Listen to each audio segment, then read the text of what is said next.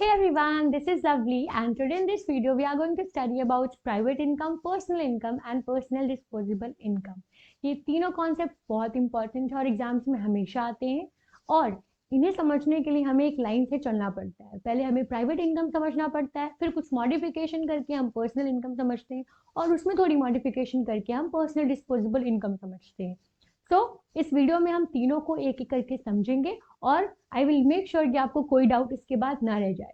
And also I would like to remind you कि अगर आपको वीडियो ये अच्छी लगती है, आपको समझ में आता है, तो please like my video and subscribe to my channel so that I can know कि this really helps you. Okay, so without any further ado let's get started with the very first concept, that is private income. Starting में सबसे पहले focus करिए word पे। Word है आपका private income, यानी कि जो भी प्राइवेट सेक्टर की इनकम है। हमें इकोनॉमी को दो पार्ट में डिवाइड कर देना है, एक होगा प्राइवेट सेक्टर और एक गवर्नमेंट सेक्टर, और हम वो देखेंगे कि इकोनॉमी में प्राइवेट सेक्टर को जो इनकम मिल रही है वही कैलकुलेट करेंगे। तो ऐसे में तो अगर आप देखो तो प्राइवेट इनकम कैलकुलेट करने के लिए हमें वो सारे सोर्सेज देखने पड़ेंगे जहाँ से प्राइवेट सेक्टर को इनकम मिल रही है, ठीक है, और फिर उन सबको हम ऐड कर देंगे। तो we can say कि private income will be the total income that is earned by private sector which is the firms and households, क्योंकि private sector में firms आती हैं और households आते हैं, ठीक है, from all sources, जितनी भी sources हैं within and outside the country, चाहे वो country के अंदर है चाहे वो country से बाहर है, ठीक है, कहीं से भी, कहाँ से पैसा मिल रहा है प्राइवेट सेक्टर को, वही प्राइवेट इनकम होती है, ठीक है। अब हमने जब ये टर्म कह दिया कि कहीं से भी, चाहे विद इन चाहे आउटसाइड और कोई भी सोर्स हो, तो इसका मतलब ये है कि हमें प्राइवेट इनकम में ट्रांसफर इनकम भी ऐड करना पड़ेगा। Private income will include factor income, वो इनकम जो कि हम फैक्टर सर्विसेज देते हैं, यानी कि कुछ फैक्टर्स ऑफ प्रोडक्शन का यूज होता है, कुछ गुड्स या सर्विसेज जनरेट होता है, फिर इनकम का जनरेशन होता है, वो जो इनकम होती है वो फैक्टर इनकम कहलाती है। और ट्रांसफर इनकम वो इनकम होती है जो कि बस ट्रांसफर कर दिया गया है आपको, ना आपने कोई सर्विस दी है, ना आपने कोई गुड्स का जनरेशन किया है, एम ही मिल गई आपको। जैसे कि आपके बर्थडे पे किसी ने आपको कोई गिफ्ट दे दिया तो वो ट्रांसफर इनकम हुई आपकी, मतलब पैसे दे दिए तो ट्रांसफर इनकम हुई आपकी। बट जो आप जॉब करते हैं वो आपको इनकम मिलती है, तो वो ट्रांसफर इनकम नहीं होती है, वो आपको एम ही ट्रांसफर नहीं की गई है, ठीक है। तो ट्रांसफर इनकम और फैक्टर इनकम दोनों को जोड़ के हमें पर्सनल इनकम निकालना होता है, यानी कि जो जो सोर्सेज फैक्टर इनकम के हैं और जो जो सोर्सेज ट्रांसफर इनकम के हैं, we will add these two and get the private income. So always remember that private income includes both factor income as well as transfer income. ठीक है, why I am saying this, क्योंकि आपने national income अगर पढ़ा होगा, I hope पढ़ा हो, इससे पहले मैंने वो कॉन्सेप्ट आपको अच्छे से समझाया भी है, नहीं पढ़ा है तो मेरी वीडियो से पढ़ लीजिए। तो जब आप पढ़ेंगे, जब आपने उसे पढ़ा होगा तो आपको पता होगा कि वहाँ पे हम ये हाईलाइट करते हैं कि कभी भी नेशनल इनकम में हम ट्रांसफर इनकम को इंक्लूड नहीं करते हैं। बट प्राइवेट से जब हम प्राइवेट इनकम की बात करते हैं तो नेशनल इनकम को हमने साइड हटा दिया, हम यहाँ पे बस ये देख रहे हैं कि भाई प्राइवेट सेक्टर को कहाँ कहाँ से इनकम मिलती है, चाहे वो ट्रांसफर के थ्रू हो चाहे वो फैक्टर इनकम के थ्रू हो। ओके, तो अब हम थोड़ा इसको एनलार्ज करते हैं और देखते हैं कि भाई वो कहाँ कहाँ से हमें मिल रहा है। तो सबसे पहले देखते हैं कि फैक्टर इनकम कहाँ कहाँ से मिलता है प्राइवेट सेक्टर को। फैक्टर इनकम प्राइवेट सेक्टर को सबसे पहले तो अपनी खुद की कंट्री में मिलता है, यानी कि जो हमारा डोमेस्टिक टेरिटरी है उसमें से कुछ ना कुछ फैक्टर इनकम मिलेगा प्राइवेट सेक्टर्स को। तो इसीलिए हमने यहाँ पे पॉइंट लिख दिया है कि the factor income from net domestic product at factor cost which is accruing to the private sector, यानी कि एनडीपी फैक्टर कॉस्ट, यानी कि जो हमारा नेट डोमेस्टिक प्रोडक्ट है एट फैक्टर कॉस्ट, उसमें से जो पार्ट फैक्टर इनकम का प्राइवेट सेक्टर को मिलता है वो हमने ले लिया फैक्टर इनकम में, ठीक है, ये हमने अपनी ही डोमेस्टिक टेरिटरी में ले लिया, ठीक, कि अपनी ही डोमेस्टिक टेरिटरी में हमें मिल गया फैक्टर इनकम। अब और कहीं से हमें फैक्टर इनकम मिलेगा? Rest of the world sector से भी तो मिलेगा ना, क्या अब्रॉड से नहीं मिलेगा? तो अब्रॉड से भी हमें फैक्टर इनकम मिलता है, ये हमने अब्रॉड से ले लिया, जिसको हम कहते हैं net factor income from abroad, NFIA, और जिसे मैंने बहुत अच्छे से नेशनल इनकम वाली वीडियो में समझाया है, तो उसको वहाँ पे भी आप समझ सकते हैं। यहाँ पे तो बस मैं आपको मोटे मोटे तौर पे बता दूं तो net factor income from abroad मतलब होता है कि अब्रॉड में हमने कितना पैसा दे दिया है और अब्रॉड से कितना आया है उसको आपस में सब्ट्रैक्ट कर लिया और देखा कि नेट नेट हमें कितना फैक्टर इनकम अब्रॉड से मिला है, ठीक है, फैक्टर इनकम। तो वो भी हम प्राइवेट इनकम में इंक्लूड कर देंगे कि भाई उसको भी काउंट करो, इसको भी काउंट कर लिया, अब देखते हैं कि ट्रांसफर इनकम के क्या क्या सोर्सेज हो सकते हैं। आप खुद सोचिए, एक ट्रांसफर इनकम तो होगा जो कि हमारी गवर्नमेंट हमें देगी, किसे, हमें नहीं, मतलब प्राइवेट सेक्टर को, जो भी फर्म्स एंड हाउस होल्ड है, ठीक है। तो पहले हम इसको देख लेते हैं कि गवर्नमेंट देगी ट्रांसफर इनकम, ठीक है, जैसे कि ओल्ड एज पेंशन दे दिया, जो है और क्या, अनएम्प्लॉयमेंट रिलीफ दे दिया। ये सब के सब ट्रांसफर इनकम गवर्नमेंट देती रहती है ना सोशल सिक्योरिटी मेजर्स के लिए। तो वो सब ट्रांसफर इनकम हुए, क्या वो देती नहीं है प्राइवेट सेक्टर को? बिल्कुल देती है, उसको इंक्लूड कर लिया। फिर ट्रांसफर इनकम ऐसे ही हमें रेस्ट ऑफ द वर्ल्ड से भी तो मिलेगा, जैसे यहाँ पे factor income rest of the world से मिल रहा था, ठीक है। तो ट्रांसफर इनकम फ्रॉम अब्रॉड भी हम काउंट कर लेंगे ट्रांसफर इनकम में। This is the net transfer income from abroad. क्या अब्रॉड वाले चैरिटी नहीं देते हैं? क्या अब्रॉड वाले डोनेशन नहीं देते? कभी आपने नहीं सुना कि बिल गेट्स ने इतने पैसे फंड्स दिए हैं कि यहाँ पे कुछ अच्छा हो जाए या कुछ हो जाए? क्या उसके बदले में हमने बिल गेट्स को कुछ दिया? नहीं दिया ना। तो वो भी तो ट्रांसफर इनकम आती है हमारी कंट्री में, आती है ना, कहाँ से? बाहर से, और वो बिल्कुल प्राइवेट सेक्टर को भी मिलता होगा। तो हम उसी ट्रांसफर इनकम की बात कर रहे हैं अब्रॉड से, जो कि प्राइवेट सेक्टर को मिलता है। तो transfer income from abroad will also be included. And एक स्पेशल चीज और है जो शायद आप अभी समझे ना, पर मैं भी एक्सप्लेन करती हूँ आपको, which is interest on national debt. यानी कि नेशनल डेट पे जो इंटरेस्ट मिलता है वो भी ट्रांसफर इनकम के अंदर ही आता है। अब ये क्या होता है, ठीक है, नेशनल डेट मतलब एक तरीके से नेशन से उधारी, ठीक है। अब नेशन में कौन आता है? नेशन में हम आते हैं, आप सभी आते हैं। तो जब भी गवर्नमेंट हमारी कंट्री के रेजिडेंट से बोरोइंग करती है, कुछ पैसे उधार लेती है, तो उसके बदले हमें इंटरेस्ट देती है। उसे ही हम कहते हैं इंटरेस्ट ऑन नेशनल डेट।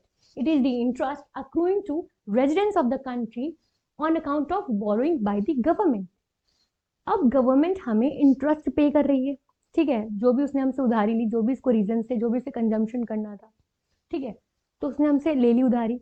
पर उसके बदले हम ना तो उसे कुछ सर्विस प्रोवाइड कर रहे थे, ना ही हम कुछ जनरेशन कर रहे हैं गुड्स का, या कुछ भी कोई चीज नहीं कर रहे हैं। तो ये एक तरीके से ट्रांसफर इनकम हुई ना हुई। तो it is taken as a transfer income, और इसलिए हम इसको ट्रांसफर इनकम के पार्ट में रख रहे हैं। It is also a source of income from the for the private sector to get the transfer income. तो ये तीनों ट्रांसफर इनकम में आते हैं, ठीक है। Interest on national debt. Now जैसे हमने यहाँ पे कैटेगराइज किया था कि ये हमें डोमेस्टिक टेरिटरी में मिला है, ये हमें अब्रॉड में मिला है, इसको भी हम कैटेगराइज कर सकते हैं कि भाई net transfer income from abroad हमें कहाँ से मिला है? अब्रॉड से मिला है। ट्रांसफर इनकम फ्रॉम गवर्नमेंट हमें कहाँ से मिला है? डोमेस्टिक टेरिटरी से मिला है।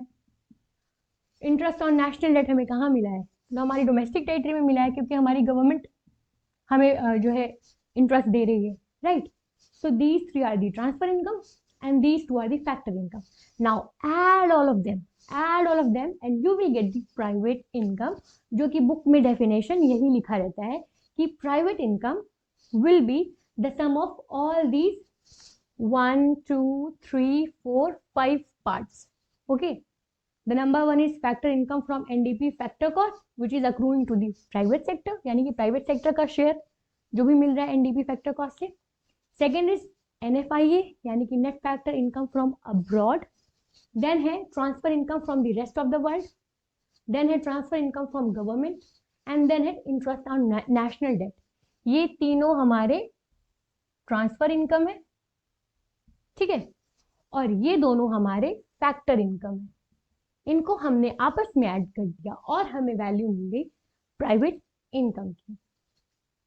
अच्छा, अब प्राइवेट इनकम को देखने का एक और नजरिया है, ठीक है, एक और तरीके से हम देख सकते हैं। वो ये कि हम इसको कंसीडर कर सकते हैं कि जो प्राइवेट इनकम है, it is equal to NDP factor cost plus NFIA plus all transfer income minus income accruing to government sector. Now what is this? पहले तो फोकस यहाँ पे करो। मैंने यहाँ लिखा है NDP फैक्टर कॉस्ट, यहाँ पे भी मैंने लिखा था NDP फैक्टर कॉस्ट, बट यहाँ पे मैंने बात की है वो NDP फैक्टर कॉस्ट जो कि प्राइवेट सेक्टर को मिल रहा है, और यहाँ पे मैंने स्पेसिफाई नहीं किया है, यहाँ पे मैंने सिर्फ मोटे मोटे तौर पे लिख दिया है net domestic product at factor cost, और उसमें NFIA ऐड कर दिया है, और उसमें ऑल ट्रांसफर इनकम, ये तीनों ट्रांसफर इनकम को मैंने एक साथ ऑल ट्रांसफर इनकम लिख दिया है, ऑल ट्रांसफर इनकम, और minus income accruing to government sector. तो ये इंपॉर्टेंट हो गया। यानी मैंने क्या किया, जैसे मैंने आपको भी एक्सप्लेन किया, क्या एक्सप्लेन किया, मैंने आपको ये एक्सप्लेन किया कि किसी भी इकोनॉमी में जो इस इकोनॉमी का नेट डोमेस्टिक प्रोडक्ट, किसी भी इकोनॉमी में जो उस कंट्री का नेट डोमेस्टिक प्रोडक्ट होता है एट फैक्टर कॉस्ट, ठीक है, यानी कि जो नेट डोमेस्टिक प्रोडक्ट होता है वो दो सेक्टर्स में डिवाइड होगा। एक होगा वो फैक्टर इनकम जो कि प्राइवेट सेक्टर को अक्रू कर रहा है, यानी कि प्राइवेट सेक्टर को मिल रहा है, और वो फैक्टर इनकम जो कि गवर्नमेंट सेक्टर को मिल रहा है। प्राइवेट सेक्टर में आपके आ जाते हैं जो भी एंटरप्राइजेस हैं which are owned and controlled by the private individuals and firms, ठीक है, जो प्राइवेट इंडिविजुअल्स कंट्रोल करते हैं जो भी एंटरप्राइजेस हैं वो प्राइवेट सेक्टर में आते हैं। और गवर्नमेंट सेक्टर में क्या क्या आते हैं, जो भी गवर्नमेंट की डिपार्टमेंटल एंटरप्राइजेस हैं और जो भी नॉन डिपार्टमेंटल एंटरप्राइजेस हैं। डिपार्टमेंटल एंटरप्राइजेस मतलब जो गवर्नमेंट की डिपार्टमेंट है, like railways, post and telegraphs, ठीक है, वो सब इसके गवर्नमेंट सेक्टर के अंदर आएंगी। और नॉन डिपार्टमेंटल एंटरप्राइजेस गवर्नमेंट के आते हैं, जैसे कि इंडियन ऑयल कॉर्पोरेशन हो गया, ठीक है, जो भी पब्लिक सेक्टर अंडरटेकिंग्स गवर्नमेंट की बहुत सारी चल रही होती है वो सब हो गया, तो वो सब नॉन डिपार्टमेंटल एंटरप्राइजेस में आ गया। ठीक, तो अब हमने क्या किया कि प्राइवेट इनकम की डेफिनेशन में हमने ये पूरा एनडीपी फैक्टर कॉस्ट ये वर्ड ही यूज कर लिया। हमने ये वाला वर्ड नहीं यूज किया कि factor income from NDP factor cost accruing to private sector, अलग से स्पेसिफाई नहीं किया। तो जब ये हमने लिख दिया है प्राइवेट इनकम में यहाँ पे तो हमें ध्यान रखना पड़ेगा ना कि इस वर्ड को जब हम यूज करते हैं तो उसमें ये दोनों आ जाते हैं। तो हम वो फैक्टर इनकम जो गवर्नमेंट सेक्टर को मिलता है उसको माइनस कर दें अगर, तब हमें ये मिलेगा। तो अगर आप ये एनडीपी फैक्टर कॉस्ट यूज करेंगे तो आपको साइड में यहाँ पे minus income accruing to government sector कर देना पड़ेगा। आपने क्या किया, इस एनडीपी फैक्टर कॉस्ट से ये वाला मतलब ये वाला पार्ट माइनस कर दिया तो आपको factor income accruing to private sector मिल गया, ठीक है। Otherwise what you have to do इसकी ऐसे लिखो, पूरा कंप्लीट लिखो, या फिर एक काम करो सीधे एनडीपी फैक्टर कॉस्ट लिख दो और उसमें से गवर्नमेंट सेक्टर का शेयर माइनस कर दो तो ऑब्वियसली प्राइवेट सेक्टर का शेयर मिल जाएगा। Okay, so what we have done कि factor income from NDP factor cost accruing to private sector, उसकी वैल्यू अगर हमें निकालनी है तो उसके लिए एनडीपी फैक्टर कॉस्ट से जो भी आपके डिपार्टमेंटल एंटरप्राइजेस के इनकम है प्रॉपर्टी या एंटरप्रेन्योरशिप से, उसको हमने सब्ट्रैक्ट कर दिया। जो भी नॉन डिपार्टमेंटल एंटरप्राइजेस की सेविंग्स है उनको सब्ट्रैक्ट कर दिया, तो हमें factor income from NDP factor cost accruing to private sector वाली वैल्यू मिल गई। Got it. तो ये पूरी कहानी थी, जिस कहानी का मकसद था बताना कि इस तरीके से भी हम प्राइवेट इनकम को लिख सकते हैं कि private income is equal to NDP factor cost plus net factor income from abroad, ये तो सेम ही है, प्लस ऑल ट्रांसफर इनकम, सारी ट्रांसफर इनकम को इंक्लूड कर लिया, minus income accruing to government sector. जैसे हमने उसको माइनस कर दिया इस चीज में से तो ऑब्वियसली वो प्राइवेट ये वाला पार्ट बन गया, factor income from NDP factor cost accruing to private sector, right. So in this way also, I mean in this way also you can write this definition, ठीक। अब जिन लोगों ने भी नेशनल इनकम पढ़ा होगा उनके दिमाग में ये चीज जरूर आई होगी कि हम इन दोनों को आपस में ऐड कर देते हैं, यानी कि एनडीपी फैक्टर कॉस्ट और एनएफआईए को ऐड कर दे तो क्या मिलेगा, डोमेस्टिक प्रोडक्ट में net factor income from abroad add कर दोगे तो आपको मिलेगा net national product at factor cost which is the national income of our country, ठीक है। एनएनपी फैक्टर कॉस्ट मिल जाएगा अगर इन दोनों को ऐड करते हैं। इसकी डिटेल में मैं नहीं जाऊंगी, इसके लिए आपको नेशनल इनकम वाला चैप्टर आना चाहिए, मेक श्योर आपने वो वीडियो देखी हो, मैं लिंक में भी दे दूंगी आपको, ठीक है। तो इन दोनों को ऐड करके हमें मिल जाता है एनएनपी एट फैक्टर कॉस्ट। तो इस वे में भी हम प्राइवेट इनकम को लिख सकते हैं कि that private income is equal to NNP at factor cost plus all the transfer income minus income accruing to the government sector. Obviously हमें गवर्नमेंट सेक्टर का शेयर तो निकालना पड़ेगा ना, नहीं निकालेंगे तो एनएनपी एट फैक्टर कॉस्ट में भी तो प्राइवेट सेक्टर का भी शेयर था, गवर्नमेंट सेक्टर का भी शेयर था, तो उसको आपको वहां लिखना पड़ेगा अगर आप इस वे में लिख रहे हैं। अगर इस वे में नहीं लिख रहे हैं तो ऐसे लिख लीजिए, ये भी वही सेम तरीका है, बट यहाँ पे आपने पहले ही स्पेसिफाई कर दिया है कि एनडीपी फैक्टर कॉस्ट का वो पार्ट जो कि प्राइवेट सेक्टर को अक्रू करता है, ठीक है। तो आई होप आपने प्राइवेट इनकम को इतनी डिटेल में पहली बार मतलब समझाओ और आपको समझ में आया हो। Now we are going to study दो वेरी इजी कॉन्सेप्ट जो कि हैं आपके पर्सनल इनकम और पर्सनल डिस्पोजेबल इनकम, और वो बहुत जल्दी खत्म हो जाएंगे। सो सिंस हमने प्राइवेट इनकम को अच्छे से समझ लिया, अब हम समझते हैं पर्सनल इनकम और पर्सनल डिस्पोजेबल इनकम को। पर्सनल इनकम सबसे पहले हम जानते हैं कि क्या होता है। पर्सनल इनकम मतलब वो इनकम जो हमारी पर्सनल इनकम है, जो पर्सनली हमें मिली, ठीक है, पर्सनली हमारे हाथों में आई वो इनकम। तो पर्सनल इनकम बिल्कुल प्राइवेट इनकम की तरह फैक्टर इनकम और जो है ट्रांसफर इनकम दोनों को इंक्लूड करेगी, किसी भी सोर्स से, चाहे जितने भी सोर्सेज हैं इनकम के उन सबको इंक्लूड करेगी। बट ये वो इनकम होती है जो एक्चुअली में रिसीव कर रहे हैं हाउस होल्ड्स या इंडिविजुअल्स, उनको एक्चुअली में मिल रही है। जब कोई कंपनी होती है, उस कंपनी में जो भी इनकम जनरेट होता है, क्या वो सारा इनकम लोगों में डिस्ट्रीब्यूट हो जाता है? नहीं होता है। कुछ इनकम कंपनी अपने पास रिजर्व रख लेती है, लाइक सेव कर लेती है कि हम इसको फ्यूचर में इन्वेस्ट करेंगे। कुछ पार्ट जो है टैक्स चला जाता है, कंपनी को भी तो कॉर्पोरेट टैक्स देना पड़ता होगा, वो टैक्स में चला जाता है। उसके बाद फाइनली जो इनकम, जो डिविडेंड्स बचते हैं वो लोगों में डिस्ट्रीब्यूट होते हैं और हाउस होल्ड को फाइनली वो पैसे मिलते हैं। So on that line, personal income is the sum total of factor income and transfer income actually received by the individuals and house holds. Actually received, ठीक है। और एक्चुअली रिसीव्ड का मतलब है कि हमें उसमें से जो भी कॉर्पोरेट टैक्स पेमेंट हुई है उसको एक्सक्लूड करना पड़ेगा, जो भी कॉर्पोरेट सेविंग हुई है उसको एक्सक्लूड करना पड़ेगा, फिर जा करके हमें पर्सनल इनकम मिलेगी, क्योंकि वो तो इंडिविजुअल्स के हाथ में आई ही नहीं इनकम, वो तो चली गई, right. So sum total of factor income and transfer income actually received by the individuals and households from all sources within and outside the country. Just as in the case of private income, चाहे country के अंदर हो, चाहे बाहर हो, चाहे factor income हो, चाहे ट्रांसफर इनकम हो, हम सबको इंक्लूड करेंगे। बट ये वो इनकम है जो कि एक्चुअली रिसीव हो रही है। तो इसमें कॉर्पोरेट टैक्स और कॉर्पोरेट सेविंग इंक्लूड नहीं होते हैं। Corporate tax and corporate savings are excluded out of personal income. It is not included in personal income. So personal income will be equal to private income minus corporate tax, जो भी taxes companies ने, firms ने पे कर दिए, minus corporate saving.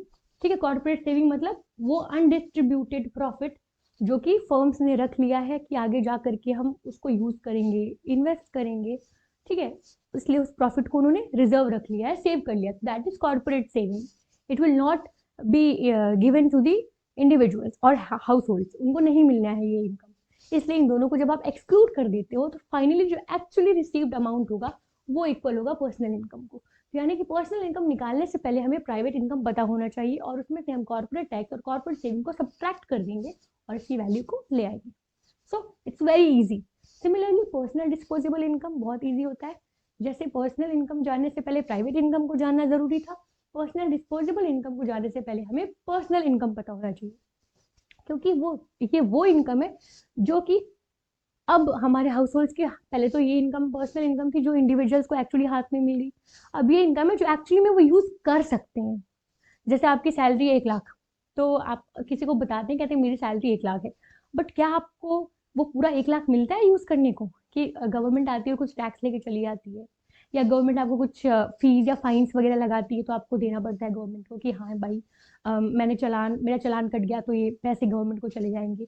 मैंने कुछ किसी चीज़ के लिए अप्लाई किया है गवर्नमेंट के डिपार्टमेंट में तो गवर्नमेंट उसका फाइन लेगी, सॉरी फीस लेगी मुझसे। वो सब भी होता है ना कि पूरा 1 लाख रुपया आप कंजम्पशन और सेविंग या कुछ भी कर रहे हैं आप उसमें लगाते हैं, ऐसा नहीं होता है ना। तो ऐसे ही इकोनॉमी में हम कहते हैं उसे पर्सनल डिस्पोजेबल इनकम, कि ये वो इनकम है जो कि एक्चुअली में आपके हाथ में है, remaining, now you can use it. Personal income आ तो गई है बट सारा का सारा आप यूज नहीं कर पाओगे। So personal disposable income is the actual income remaining with individuals and households. ये वो इनकम है जो कि फाइनली आपके हाथ में actually it is remaining in your, it is remaining, मैंने स्पेलिंग गलत लिखी है क्या?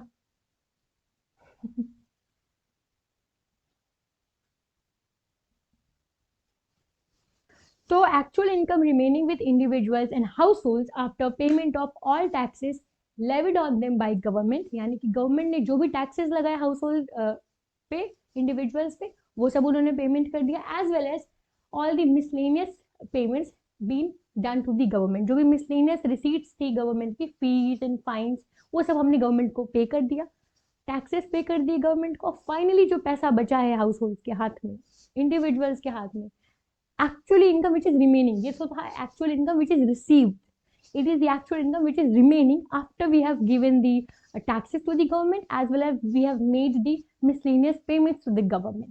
तो वो हो जाएगा हमारा personal disposable income. It is the part of personal income, ये पर्सनल इनकम का ही पार्ट है। जैसे पर्सनल इनकम प्राइवेट इनकम का पार्ट था, वैसे ही personal disposable income is the part of personal income which individuals and households can use the way they like. चाहे वो स्पेंड करना है आपको, आप स्पेंड करो, चाहे आपको सेव करना है तो आप सेव कर सकते हैं, कुछ भी करो, ठीक है, कंज्यूम करो या फिर सेव करो, वो आप पर है। बट वो इनकम फाइनली आपको टैक्सेस वगैरह देने के बाद ही और जो है आपकी फीस एंड फाइन्स पे करने के बाद ही मिलेगी। तो आपकी पर्सनल डिस्पोजेबल इनकम होगी। और यहाँ पे मैंने लिख दिया है personal disposable income is equals to personal income. पहले पर्सनल इनकम ले लो माइनस डायरेक्ट पर्सनल टैक्सेस, जो भी आप पे टैक्सेस लगे, चाहे इनकम टैक्स लगा है, चाहे आपकी प्रॉपर्टी पे टैक्स लगा है, वो सब माइनस कर दो। And as well as miscellaneous receipts जो है गवर्नमेंट की एडमिनिस्ट्रेटिव डिपार्टमेंट्स की, उसको भी सब्ट्रैक्ट कर दो, जो कि fees and fines that you pay, वो सब निकाल दो। अब फाइनली आपको जा करके कुछ हाथ में पैसे मिले, अब हम उसको उपयोग करेंगे, कंजम्पशन करेंगे, सेविंग करेंगे। तो पर्सनल डिस्पोजेबल इनकम को हम ये भी लिख सकते हैं कि it is consumption plus saving which is done by the house hold. House hold कितना कंज्यूम कर रहा है या सेव कर रहा है, उन दोनों को जोड़ करके भी हमें पर्सनल डिस्पोजेबल इनकम मिल जाता है, ठीक है। अब एक छोटा सा एग्जाम्पल ले लेते हैं, फिर वीडियो का एंड कर देते हैं। छोटा सा एग्जाम्पल ये लेते हैं कि मान लो कि हमारी जो इकोनॉमी है उसमें प्राइवेट सेक्टर की जो इनकम है, यानी कि जो प्राइवेट सेक्टर को इनकम मिला वो था 100 रुपीज। 100 था हमारा प्राइवेट इनकम। फिर क्या हुआ, जो पर्सनल इनकम फिर क्या हुआ कि उस 100 में से कॉर्पोरेट टैक्स हमने 10 रुपीज दे दिया, कॉर्पोरेट सेविंग हमने 10 रुपीज दे दी, तो अब हमारे पास 80 रुपीज बची, जो कि हमारे किसके हाथ में आई, इंडिविजुअल्स के पास आई, ठीक है। Individuals they have received this amount but they can not use all of it. So this is private income. After paying the corporate tax and corporate saving we got the personal income which is 80 rupees. अब finally क्या हुआ कि भाई government आ गई, कहती भाई tax दो हमको, टैक्स दो, और उसने 20 रुपए टैक्स ले लिया, टैक्स ज्यादा ले लिया, ठीक है। और साथ ही साथ कहा कि चलो आपने 10 रुपए की फीस फाइन्स ये सब भी दे दी। अब आपकी कितनी इनकम बची, 30 माइनस करो, बच गई आपकी 50। यानी ये है आपकी personal disposable income. This will be your personal disposable income 50 rupees, ठीक है। क्योंकि आपने ये 20 रुपए डायरेक्ट टैक्स पे कर दिए पर्सनल टैक्सेस, और 10 रुपए आपने पे कर दिए थे मिसलेनियस रिसीट्स में। So this was private income, then you got the personal income, and then you got the personal disposable income, and it will be equal to the consumption and saving which is done by the household and individuals। मान लो कि आपने उसमें से 30 rupees save कर दिया और 20 rupees consume कर लिया, सेविंग ज्यादा की है, ठीक है। तो ये आपकी पर्सनल डिस्पोजेबल इनकम हो जाएगी। तो अगर आप देखें तो तीनों आपस में रिलेटेड है, जिसमें पर्सनल इनकम सर्कल में एकदम बाहर है, फिर आपका अंदर आएगा, सॉरी पर्सनल इनकम नहीं, private income, private income circle में सबसे बाहर है, फिर आपका आएगा पर्सनल इनकम, और उसके अंदर आपका आएगा personal disposable income. And so with this we completed private income, personal income and personal disposable income. I hope आपको सब समझ में आया हो। तब भी कोई डाउट रह जाता है तो please ask that in the comment section, I will be happy to help. And also please like my video and subscribe to my channel so that I can know that it really helped you, because this is the only way I can know. And so till then, take care. I'll see you in the next video. Bye.